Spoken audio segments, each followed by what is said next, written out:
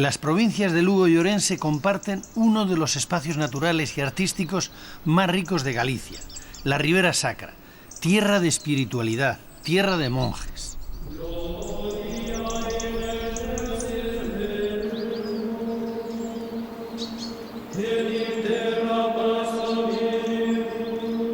Fue entre los siglos X y XIII el momento de su máximo esplendor, cuando estos paisajes se llenaron de monasterios.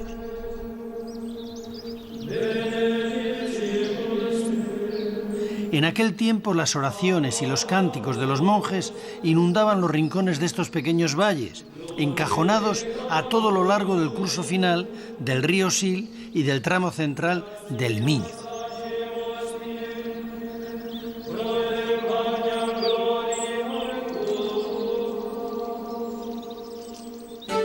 En la Ribeira Sacra se produce la mayor concentración de monasterios románicos de toda Galicia. Algunos conservan todavía hoy sus estructuras monacales, pero la mayoría se reconvirtieron en iglesias parroquiales después de que fueran abandonados por los monjes.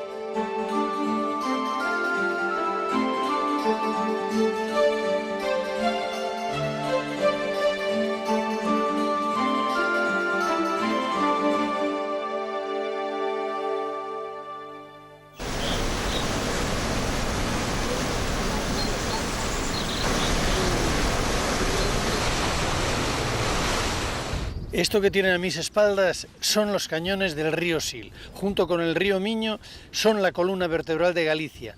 En ambos ríos se establecieron los eremitas, buscando la soledad y buscando también la comunicación a lo largo del río. Agrupados después, gracias a la Orden de San Benito, forman monasterios que pueblan toda esta zona de la Ribera Sacra.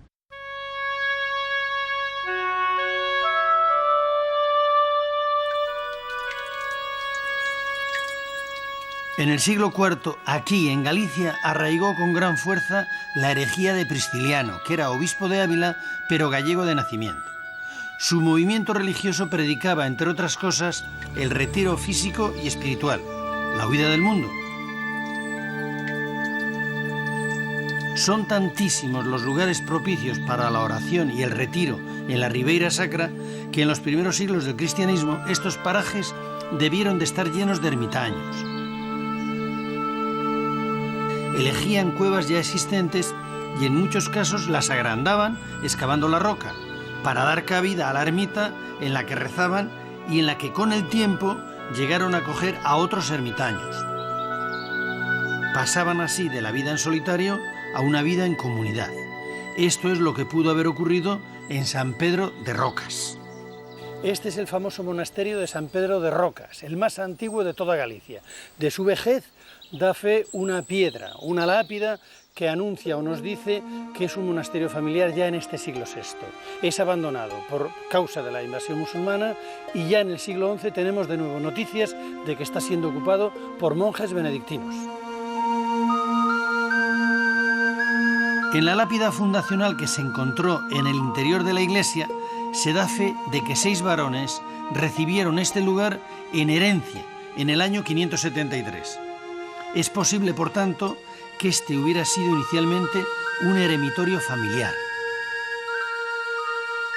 A los pies de la iglesia se pueden ver ahora las tumbas medievales, que antiguamente estaban cubiertas con losas y formaban el atrio del templo. En la fachada hay 3 arcos que dan entrada a 3 naves con sus correspondientes ábsides. Los capiteles tienen una decoración típicamente románica, el ajedrezado. La iglesia excavada en la roca fue realizada entre los siglos XII y XIII, siendo ya monasterio benedictino. Nunca fue un monasterio importante. En sus momentos de máximo esplendor no pasó de 13 monjes.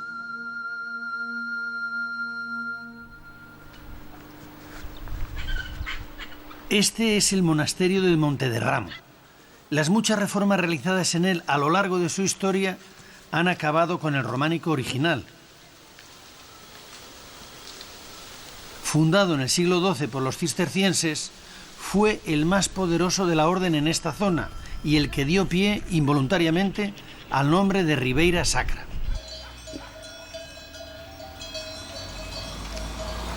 El mérito es de un cronista benedictino del siglo XVII que tuvo el acierto de equivocarse a la hora de transcribir el documento por el que la reina, doña Teresa de Portugal, donaba a este monasterio unas posesiones situadas en la Roboira Sacrata, es decir, en la Robleda Sagrada.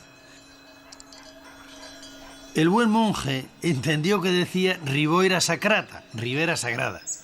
Hay que reconocer que el tiempo le ha dado la razón y el nombre, producto de su equivocación, ha hecho fortuna.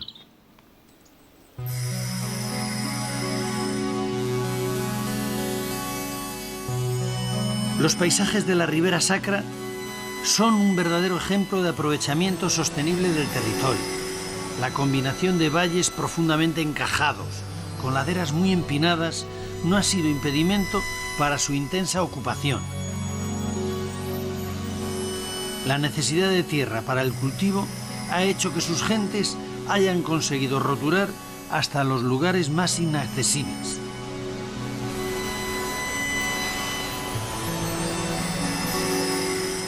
La mayor parte de los bancales que aún se siguen cultivando son de origen medieval. Fueron los monjes los que introdujeron este sistema de cultivo para poner en explotación las tierras de su dominio. Eso explica el importantísimo papel que los monasterios tuvieron en el desarrollo de la economía de la época. Estos valles tienen un microclima casi mediterráneo, temperaturas altas en verano, suaves en invierno y lluvias poco abundantes. Esto ha hecho posible desde tiempos inmemoriales el cultivo de la vid. En la actualidad, los nuevos viticultores, tan sabios como los monjes, están haciendo renacer con sus nuevas técnicas el amor por el vino en esta zona. Fernando, viticultor en un terreno maravilloso, la Ribera Sacra, denominación de origen. ¿A quién se le ocurre poner las primeras viñas en estas laderas? Pues los primeros, sin duda ninguna, fueron los romanos, ¿no? Ellos, que vienen buscando el oro, posiblemente se encuentren aquí con algo que no, a lo mejor no esperaban, que sería pues un microclima fantástico y una zona mediterránea que para ellos fue lo que les llamaron el Amandi, ¿no? La tierra digna de ser amada. Para hacer vino no cabe duda que hay que reunir varias cosas. La fundamental es un buen suelo y un buen clima. Y las variedades, pues me imagino que las traerían ellos. No sabemos qué tipo de variedades, pero la vitis vinífera desde luego que estaba ahí. Una vez pasado el bache de la cultura arábiga, que no beben vino, en el medievo se recupera otra vez este arte de hacer vino de la vid. Exactamente, los monjes fueron los encargados en un momento pues difícil posiblemente para la agricultura y siempre con la sabiduría de los monjes de traer esas variedades que luego fueron fantásticas para vinificar y que hicieron aquellos vinos que realmente podían llegar a ser buenos vinos.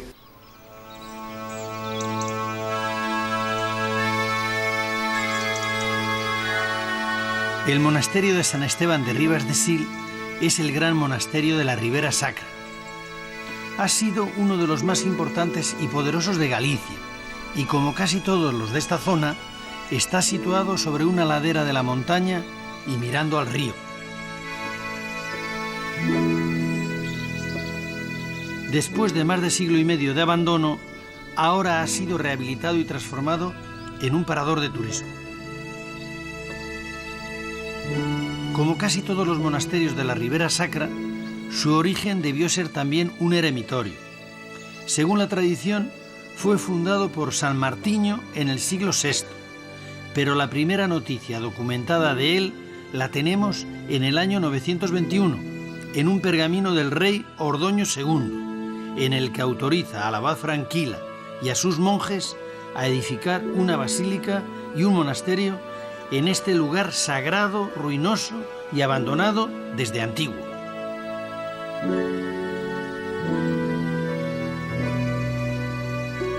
Muy pronto el monasterio adquirió tal notoriedad por el rigor de su observancia religiosa que, según la tradición, se retiraron aquí, después de renunciar a sus sedes, 9 obispos que acabaron sus vidas con fama de santidad.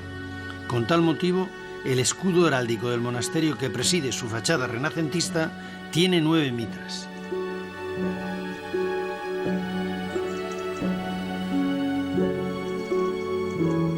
Como todos los monasterios con gran poder económico, este de San Esteban, que perteneció a los benedictinos, ha sufrido muchas reformas a lo largo de su historia.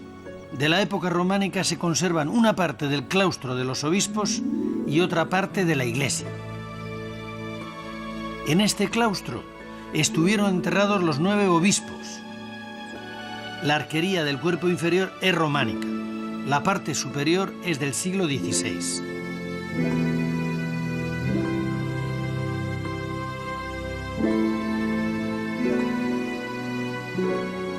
La iglesia, levantada a mediados del XII, tiene una planta basilical de 3 naves con sus correspondientes ábsides.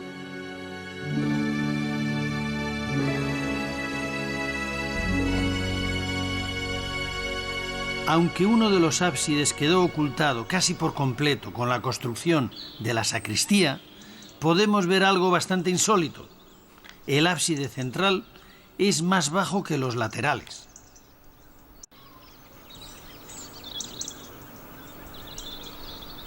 En el interior de la iglesia encontramos un hermoso retablo de piedra.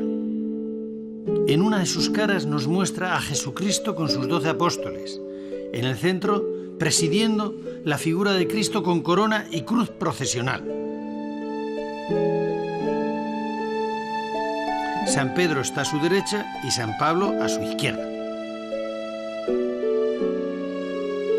La figura de Santiago tiene la particularidad de ser la más antigua que se conoce del apóstol ataviado como peregrino. Es la primera vez que se le representa con el emblema de la peregrinación a Compostela, la vieira.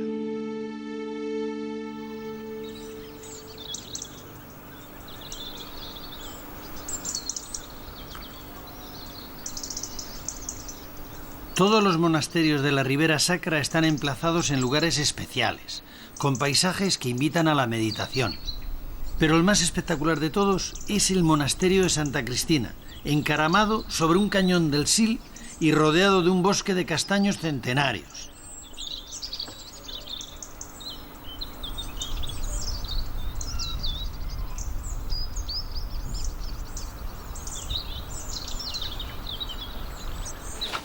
De este monasterio benedictino tenemos noticias escritas desde el siglo X, aunque su fundación se remonta a siglos anteriores.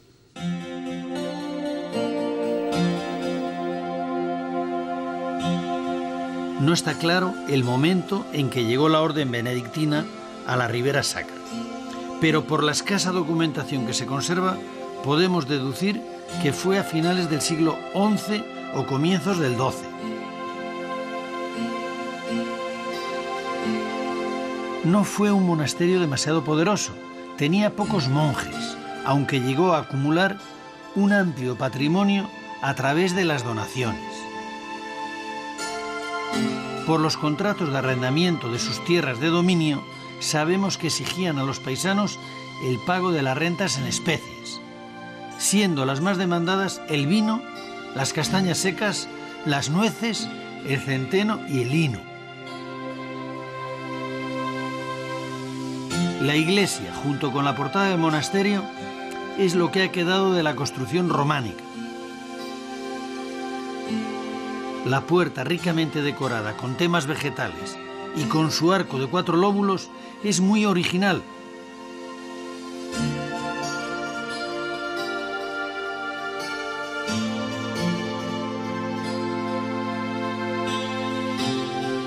La iglesia es de finales del siglo XII. Tiene planta de cruz latina con 3 ábsides.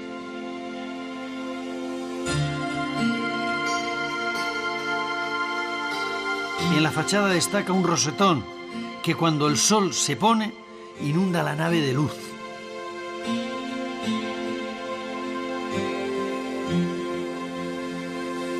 A un lado de la iglesia tiene adosada una torre campanaria, también románica, que parece más bien una atalaya pensada para controlar el paso por el río Sil.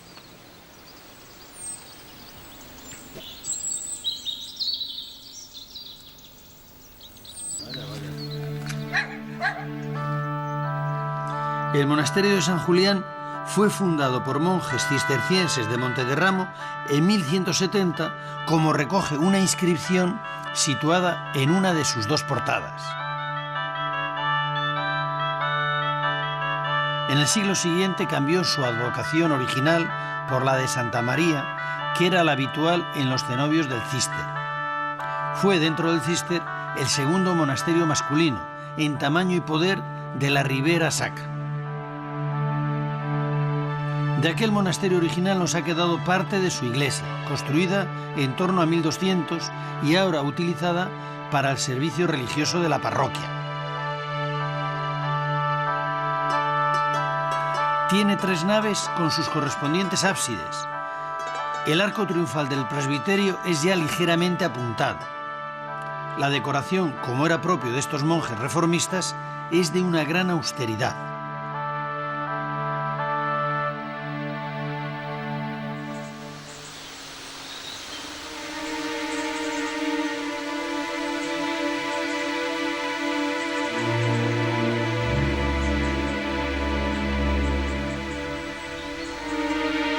Estas ruinas que nos contemplan, implorando su rehabilitación, fueron en su día el monasterio de San Payo.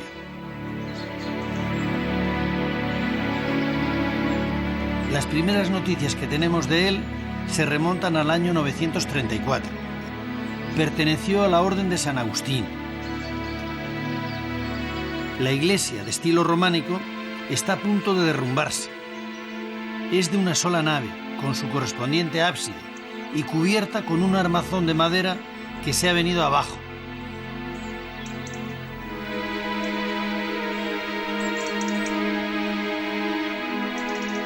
Aún podemos ver en medio de tanta desolación unos curiosísimos capiteles policromados que nos muestran unos monstruos terribles que nos amenazan con el infierno. Ellos sabrán por qué.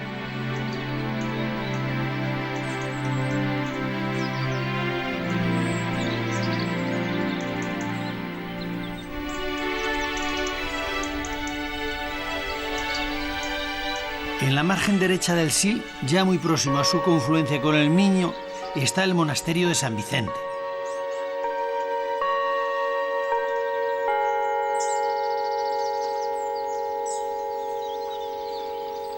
Este monasterio, del que ya tenemos noticias en el año 935, es el primero en incorporarse como priorato a la abadía de Cluny. En 1108 fue donado por la infanta doña Urraca a los benedictinos. La iglesia, que es lo único que se ha conservado, fue construida a comienzos del siglo XIII sobre una ladera, por lo que tuvieron que excavar para poder levantar los 3 ábsides de su cabecera.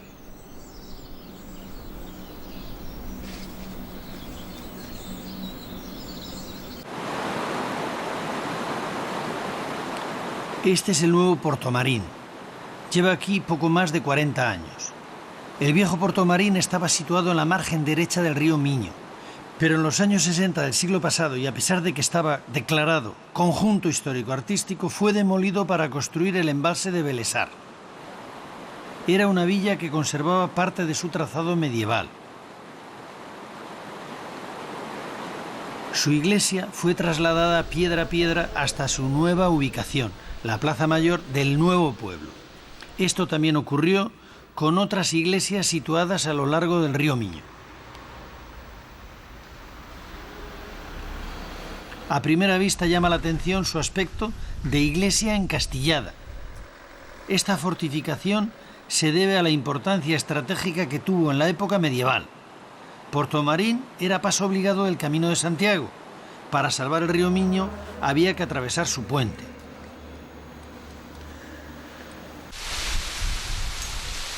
Aún se conserva la portada de la iglesia de lo que fue el Hospital de Peregrinos de San Pedro.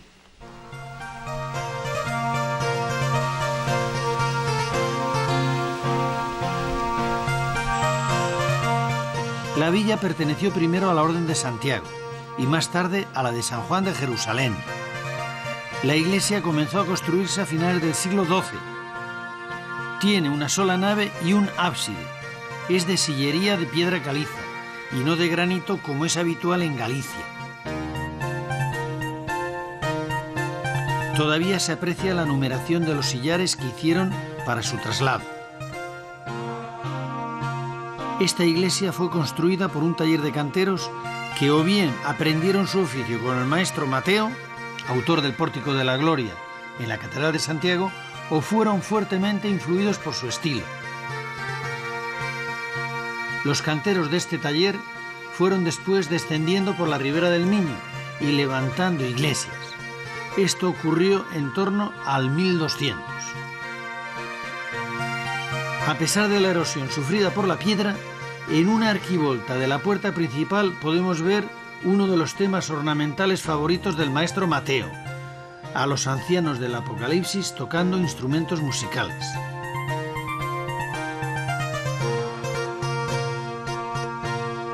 También llama la atención el enorme rosetón que adorna la fachada principal. Está realizado al estilo del de la Catedral de Santiago.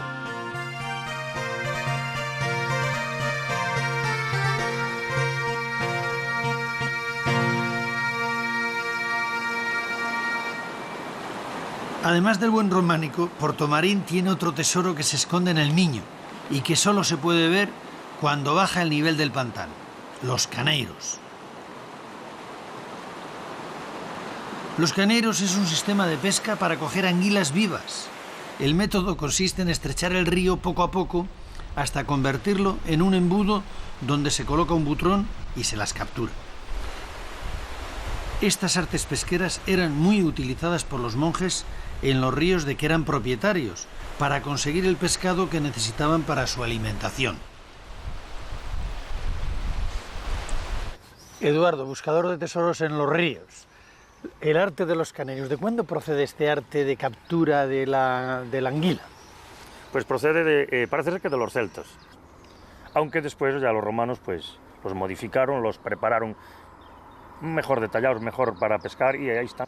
Este arte lo heredan los monasterios, que eran en cierta medida los dueños de la explotación de los ríos. Sí, perfectamente. Además, esa gente, pues después, como no los podía atender ellos mismos, pues los cedían a los ribeireños y les daban, era como un contrato, ¿no? Y les pagaban en especie, un tanto por cien para el monasterio y el resto para el paisano que practicaba la pesca en ellos, ¿no? Y me imagino que los monasterios tenían que conservar las anguilas en balsas, igual que las truchas y otros pescados, para poderlos comer a diario. Efectivamente, había se llaman aquí unas arquetas. Esas estaban continuamente en el río, estaban preparadas para que entrara agua y saliera, para que el pescado estuviera siempre pues vivo. Se conservaba perfectamente. Y de ahí tomaban lo que necesitaban para el consumo diario, las fiestas, etcétera. Efectivamente.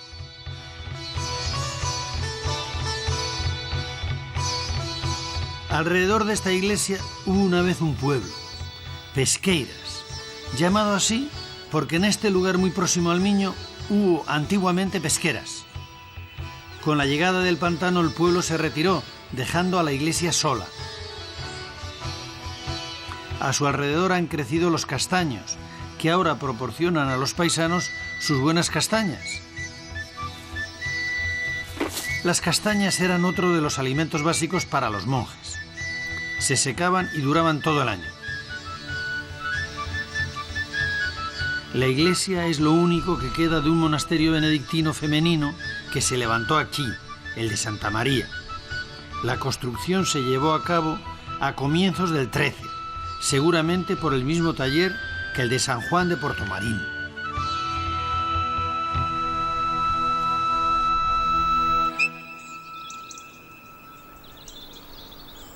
Bajando el curso del Miño nos encontramos de nuevo con el fantasma del maestro Mateo. Colgada de una ladera está la iglesia de lo que fue el monasterio de San Esteban de Ribas de Miño, del que se tiene noticia desde el siglo X.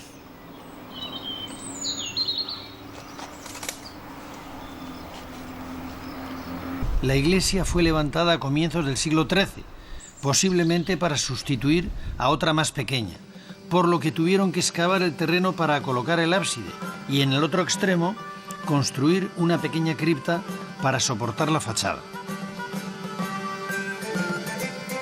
Este recurso ya fue utilizado anteriormente por el maestro Mateo en la Catedral de Santiago para levantar el Pórtico de la Gloria.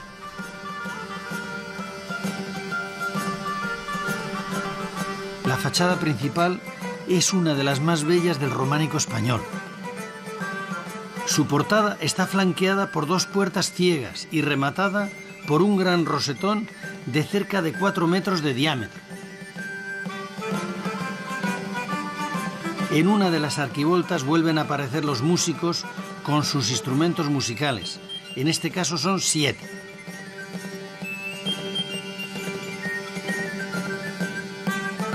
Los fustes de las columnas, como los del Pórtico de la Gloria, también son de mármol. La iglesia es de una sola nave y está cubierta con madera y tejas.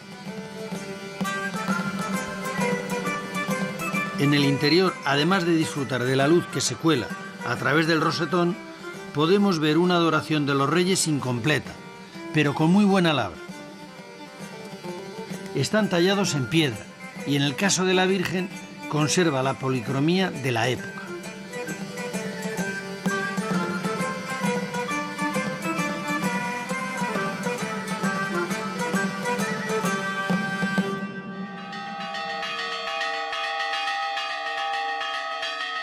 Cerca de San Esteban, en Diomondi, se vuelve a repetir su fachada, aunque ahora sin rosetón. Esta iglesia fue parte del monasterio de San Payo, del que tenemos noticias documentadas en el año 954. Era un monasterio dúplice, es decir, que tenía una comunidad de monjes y otra de monjas. Este tipo de monasterios fueron muy abundantes en Galicia entre los siglos IX y XII, hasta tal punto que en 1104 el Papa le envía una bula al obispo de Santiago en la que le hace saber lo siguiente: aquello que hemos oído decir, que por vuestra región habitan monjes con monjas, es de todo punto inconveniente.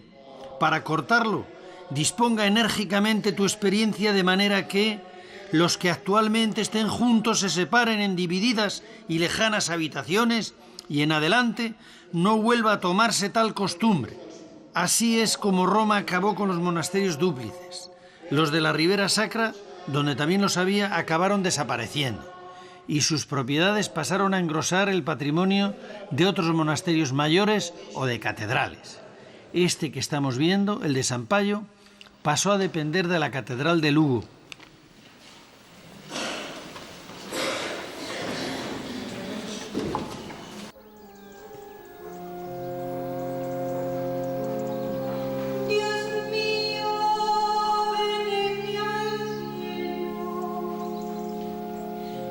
Con la desaparición de los conventos dúplices y la llegada a Galicia de la orden benedictina, tomó fuerza el monacato femenino. En la Ribera Sacra, durante los siglos XII y XIII, llegó a haber tantos monasterios femeninos como masculinos. La mayoría de ellos se asentaron en conventos que ya existían.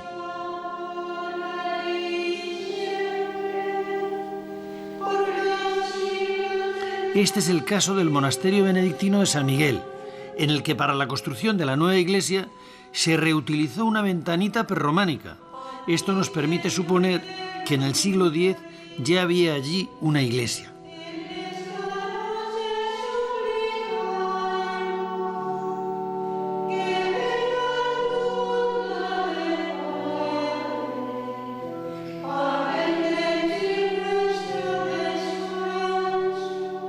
Muy cerca está la iglesia de lo que fue el monasterio de San Felices, del que tenemos noticias a comienzos del siglo XII.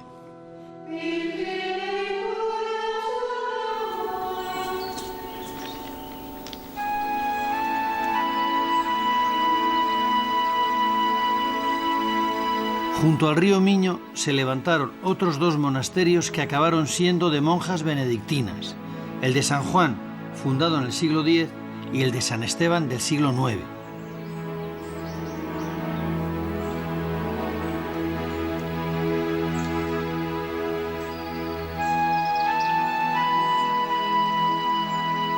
Desde el emplazamiento actual de San Esteban de Chauzán se puede ver en la otra orilla del Miño uno de los monasterios más antiguos de Galicia, acogido también a la protección de San Esteban de Atán, fundado por Odoario en el año 747.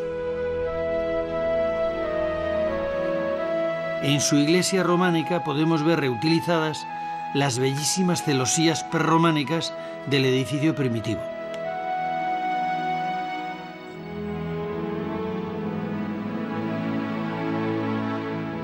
El monasterio femenino de Santa María en Ferreira es el único de todos los de la Ribera Sacra que aún tiene vida monástica. Su origen se remonta al siglo X. Entonces era un monasterio dúplice, pero en 1175 pasó a ser una nueva casa del Císter. 9 siglos llevan las monjas cistercienses que han pasado por esta comunidad reuniéndose en esta iglesia románica 7 veces al día para celebrar los oficios religiosos que les manda la regla de San Benito. Esta Virgen con el niño que apareció en un muro durante unas obras de restauración fue seguramente la que durante cientos de años presidió las oraciones de las monjas, lo mismo que ahora. Madre Abadesa, viviendo tan retiradas del mundo, la gente puede pensar de ustedes que se olvidan del mundo. ¿Cuál es su misión realmente en esta vida? Estamos aquí ya no solo para nosotras, estamos cumpliendo una misión. Nuestra misión es rezar, implorar y orar en nombre de todo el mundo, no ya por el mundo también. Cuando nos piden oraciones por una causa concreta, pues bueno, lo hacemos, pero lo general es rezar y orar en nombre del mundo, en nombre de los hombres, de los hermanos. Roguemos por los enfermos y agonizantes. Señor, ten piedad. Por los trabajadores nocturnos. Cristo, ten piedad. Por el eterno descanso de los difuntos. Señor, ten piedad. Oremos. Concede, Señor, a nuestros cuerpos fatigados el descanso necesario. El Señor Todopoderoso nos conceda una noche tranquila y una muerte santa.